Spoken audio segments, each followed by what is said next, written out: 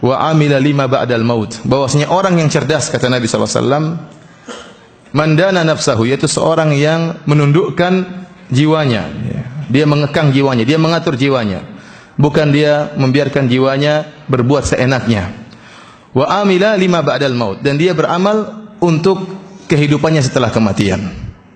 Ya, jadi ini kata Ibnu Qayyim rahimahullahu taala, dana nafsahu, menundukkan jiwanya, ai hasabaha. Ini tafsir Ibnu Qayyim.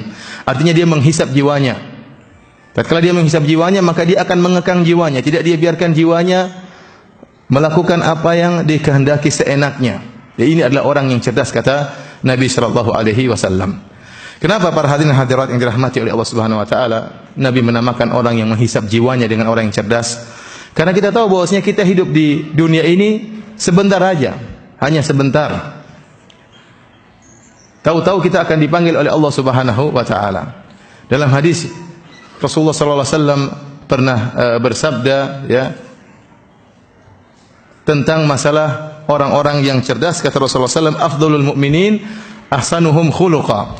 Orang-orang kaum mukminin yang terbaik, yang paling afdal adalah yang paling baik akhlaknya. Wa aqyasuhum aktsaruhum lil mauti dzikran wa ahsanuhum lahu istidadan. Ulaikal aqyas. Kata Rasulullah sallallahu, dan orang yang cerdas, yang paling cerdas di antara kaum mukminin adalah aktsaruhum dzikran lil maut, yaitu yang paling banyak mengingat kematian, wa ahsanuhum lahu istidadan, dan yang paling mempersiapkan diri, yang terbaik mempersiapkan diri untuk bertemu dengan hari kematian. Ulaikal aqyas, mereka itulah orang-orang yang cerdas, kata Nabi sallallahu alaihi wasallam.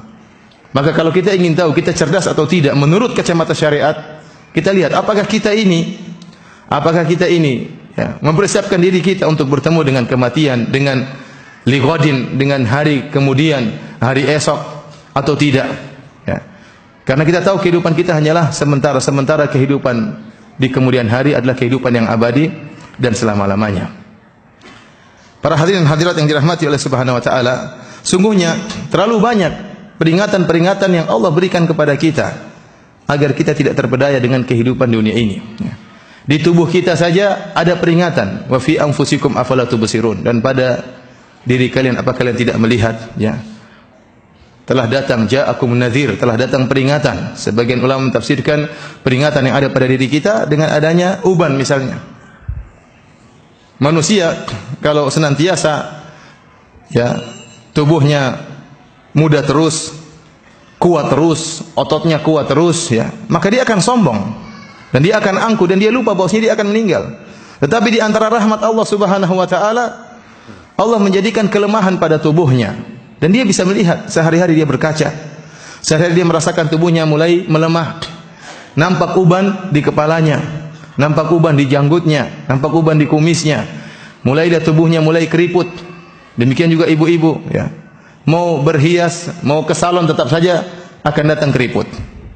Tetap saja akan datang tanda-tanda yang memperingatkan bahwasanya engkau akan melemah dan engkau akan meninggal dunia. Ini di antara rahmat Allah, ya, sehingga orang tidak terpedaya. Makanya di antara hikmah kenapa Rasulullah SAW melarang seorang menyemir rambut dengan warna hitam. Kata Rasulullah SAW, wajtanibus sawat, kalau menyemir rambut jangan pakai warna hitam. Kenapa? Karena kalau nyemir warna hitam terus dia bisa merasa muda terus. Tapi kalau dia menyimir dengan warna yang lain, dia tahu bahwasanya asal rambut yang dia semirin warnanya putih, sebenarnya uban, yang beri peringatan bahwasanya kau tidak akan selamanya hidup di atas muka bumi ini. Di antara peringatan-peringatan yang Allah beritahukan kepada kita tentang pergantian hari, tentang pergantian bulan, tentang pergantian tahun yang begitu cepat. Bahkan di antara tanda-tanda hari kiamat, kata Nabi sallallahu alaihi wasallam, yataqarabuz zaman, zaman begitu cepat, begitu dekat. Dan kita rasakan tahun silih berganti begitu cepat, hari begitu cepat. Baru saja kita bangun tidur, tahu-tahu sudah terbenam matahari lagi. Baru saja kita melihat matahari menyingsing terbit, sekarang sudah tenggelam. Baru kita di awal bulan, tahu-tahu kita sudah di penghujung bulan dan masuk kepada bulan berikutnya. Baru saja kita di awal tahun, tiba-tiba kita sudah di penghujung tahun, kemudian masuk di tahun berikutnya. Dan ini semua peringatan bahwasanya, ya, waktu berjalan dan umur kita semakin berkurang. Umur kita semakin berkurang dan kita semakin berjalan menuju ke arah Allah Subhanahu wa taala, dan pasti nanti ada titik pertemuan kita dengan Allah Subhanahu wa taala, cepat atau lambat. Dan yakinlah bahwasanya kita semua sekarang sedang ngantri menuju pada titik pertemuan tersebut. Tidak ada seorang pun yang keluar dari rel antrian tersebut. Tidak ada. Semuanya sedang ngantri menuju titik pertemuan dengan Rabbul Alamin, penguasa alam semesta ini, untuk menghisap amalan masing-masing.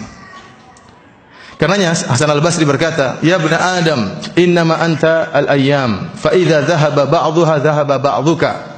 Wahai anak Adam, sungguhnya engkau adalah hari-hari. Kau itu ibarat hari-hari. Jika telah pergi sebagian hari, badanmu ini seluruhnya adalah hari-hari. Jika telah pergi sebagian hari, berarti telah pergi sebagian dirimu. Sampai habis hari-hari tersebut, maka selesailah engkau di atas muka bumi ini dan kau akan bertemu dengan Allah Subhanahu wa taala. Demikian juga ya pernyataan Ali bin Abi Thalib radhiyallahu taala anhu. Dia mengatakan, "Ala innad dunya qad irtahalat mudbirah wa innal akhirata qad irtahalat muqbilah wa likulli wahidin minhuma banun." Kata Ali bin Abi Thalib radhiyallahu anhu, ketahuilah bahwasanya dunia semakin jauh belakang meninggalkan kita dan akhirat semakin datang mendekati kita. Kita ini sekarang berjalan meninggalkan dunia menuju apa? Menuju akhirat. Dan kita akan sampai dan pasti sampai. Dunia akan pasti kita tinggalkan dan kita akan sampai pada akhirat tersebut. Kemudian kata Ali bin Abi Thalib, "Wa likulli wahidin minhuma banun." Dan setiap dari akhirat dan dunia ini ada pengikutnya. Wala takunu min abna'id dunya, kunu min abna'il akhirah. Kata Ali bin Abi Thalib, maka jadilah kalian pengikut akhirat dan janganlah kalian menjadi pengikut apa? Pengikut dunia. Kemudian kata Ali bin Abi Thalib, al-yauma amalun bila hisab. Sekarang silakan beramal, tidak ada hisab. Siapa yang menghisab Anda? Tidak ada. Sekarang baru pencatatan, hisab nanti. Kata Ali bin Abi Thalib, wa ghadan hisabun bila amal. Adapun nanti di akhirat kelak yang ada hisab, sudah enggak bisa beramal lagi. Sekarang silakan beramal, silakan berbuat. Tidak ada hisab. Namun ingat, di akhirat kelak yang ada cuma hisab dan tidak ada lagi amal.